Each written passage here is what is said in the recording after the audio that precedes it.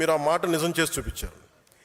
తేనెటీగల సమూహం కలిసి ఒక తేనెతిట్టుని నిర్మించినట్టే జనసేన సాధకులు, క్షేత్రస్థాయి నాయకులు కలిపి జనసేన పార్టీ నిర్మాణంలో ఒక కీలక ఘట్టాన్ని పూర్తి చేశారు. మొన్న వైజాగ్లో జరిగిన సేనతో సేనాని సమావేశంలో ఒక జన సైనికుడు మాట్లాడుతూ, మా ఊరికి నేనే పవన్ కళ్యాణ్, ప్రతి సమస్యకి నీ దాకా రానన్నయ్య అని చెప్పినప్పుడు ఇది నేను కోరుకున్న పార్టీ నిర్మాణం అనిపించింది. విజయనగరంలో హుస్సేన్ అని ఒక ముస్లిం యువ జన సైనికుడు కార్పొరేటర్గా పోటీ చేశాడు.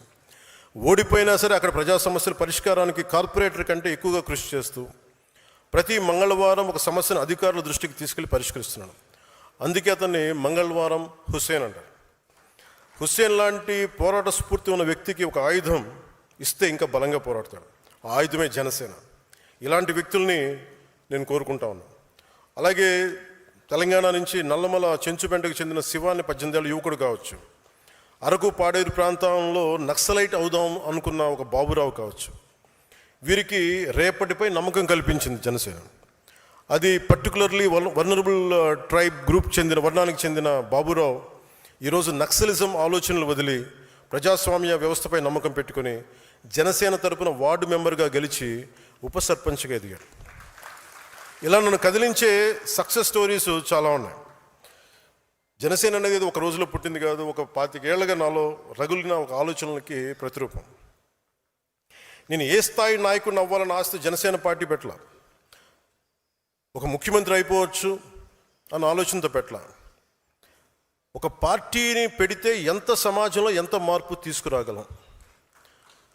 చిక్బళ్ళాపూర్కి చెందిన ఒక ఆడబిడ్డ వచ్చి నాకు అవినీతిపైన పోరాటం చేయాలని, నాకు నువ్వు ఆయుధం ఇవ్వన్నా, నువ్వు ప్లాట్ఫామ్ ఇవ్వంటే నేను అలాంటి వాళ్ళ కోసం పెట్టాను పార్టీ. కొత్త తరహా నాయకత్వాన్ని ఎలా నిర్మించగలను అన్న తపన జనసేనకి పునాది. ఒక్కడిగా ప్రారంభమైన జనసేన 100% విజయం సాధించిందంటే కారణం ఉమ్మడి పోరాటం. ఇది నా వల్ల సాధ్యం అవ్వలేదు. నా మీద నమ్మకంతో నాతో నడిచిన మీ అందరికీ ఈ విజయాల్లో నేను ఎంత భాగస్వామ్యం నాకుందో మీకు అంతే సమాన భాగస్వామ్యం. ఏ రాష్ట్రానికి వెళ్ళినా జనసేనకి ప్రత్యేకమైన గౌరవం ఉంది. పార్టీ మద్దతు కోరుతారు. అది మహారాష్ట్ర కావచ్చు, తమిళనాడు కావచ్చు, కర్ణాటక కావచ్చు. గత ఏడాది మహారాష్ట్ర ఎన్నికలు ప్రచారానికి వెళ్ళినప్పుడు ఎన్డీఏ అభ్యర్థులు మనం వెళ్ళిన చోట దాదాపు 95% స్ట్రైక్ రేట్ సాధించారు. జనసేన మద్దతు ఉపయోగపడిందని చెప్పినప్పుడు అది చాలా చాలా ఆనందాన్ని ఇచ్చింది. ఈ విజయం ఒక్క రోజులో రాలేదు. దశాబ్దన్నర కాలం పాటు మనం నలిగిపోయాం, వైఫల్యాలు చూసాం, గుండాలని ఫ్యాక్షన్ రాజకీయాలను తట్టుకుని ఇక్కడ దాకా వచ్చాం. ఈ మధ్యన పక్క రాష్ట్రంలో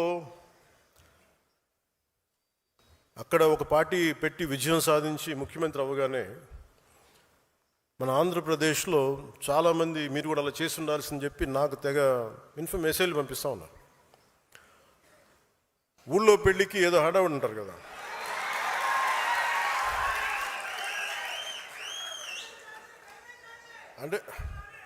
అంటే ఎలా ఉండదంటే మనకి సందులోనో ఒక పెళ్లి జరుగుతూ ఉంటే మన ఊళ్ళో చిన్నపిల్లలు పరిగెడుతూ ఉంటారు అటు ఇటు, వాళ్ళ ఇంట్లో పెళ్ళి అనుకున్నట్టుగా. అరే ఆంధ్రప్రదేశ్ పరిస్థితులు వేరు. సరే వీళ్ళు చెప్పినట్టుగానే మనం కూర్చొని 2019 నిలబడ్డాం. ఎక్కడ పెట్టారు? 2 చోట్ల ఓడించారు కదా. పోనీ ఎవరైనా నిలబడ్డారు ఆ రోజున నాయకులు అంటే అందరూ పారిపోయారు కదా. సో అందుకని కంపారిజన్ పెట్టకండి. నిజంగా నేను పదవే నాకు ప్రధానం అనుకుంటప్పుడు 2008లోనే యూత్ వింగ్ కాదు ఎంపీగానే పోటీ చేశాను. 2014లో నేను ఎన్డీఏతో అలయన్స్లో ఉన్నప్పుడు నేను మల్కాజ్గిరి నుంచి ఎంపీగా పోటీ చేయాల్సి ఉంది.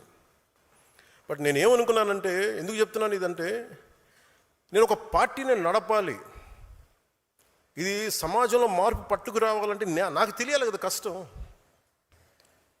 ఒక కమ్యూనిస్ట్ నాయకులను చూస్తే కింద క్షేత్రస్థాయిలోకి వెళ్ళారు, నలిగారు, దెబ్బలు తిన్నారు. ఒక కాంశీరామ్ దెబ్బలు తిన్నాడు, నలిగారు. ఒక పార్టీని నడపడం ఏదో కూర్చోబెట్టి ఎదిగేయటం వచ్చేయటం పదవిలో కూర్చోవటం కాదు. ఎలా నడపగలవు? ఒక సమూహాన్ని నీతో పాటు నడిపించాలని నీకు ఎంత సత్తా ఉండాలి, ఎంత అవగాహన ఉండాలి నీకు. నువ్వు ఆ భావజాలను కట్టుబడి ఉంటావా లేదా అనేది మనకు తెలియాలి. అందుకని ఇవన్నీ నిర్ణయించుకొని ఒక దశాబ్దం నేను నలుగుతానని నిర్ణయించుకున్నాను. అది 2007 నుంచి మొదలుపెట్టిన ప్రయాణం 2014-18 దాకా అలా నడుస్తూనే ఉన్నాను. నలిగాను దశాబ్దం. ఆ తర్వాత 2019 చేశాను.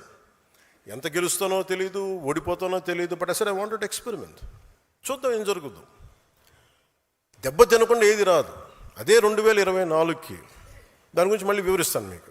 అంటే ఇవన్నీ నేను ఒక పార్టీని నడపడానికి ఎంత బలం ఉండాలి, ఎంత భావజాలం ఉండాలి, ఎన్ని కఠినమైన పరిస్థితులు ఎదుర్కొంటే తప్ప నేను నడపలేని పార్టీని. ఈ రోజున అందరూ నన్ను వదిలేసిన నేను పార్టీని చాలా ధైర్యంగా ముందుకు తీసుకెళ్ళగలను. ఆ ధైర్యం నాకు ఈ సుదీర్ఘ పుష్కర కాలం నాకు ప్రయాణం నాకు ఇచ్చింది. నాకు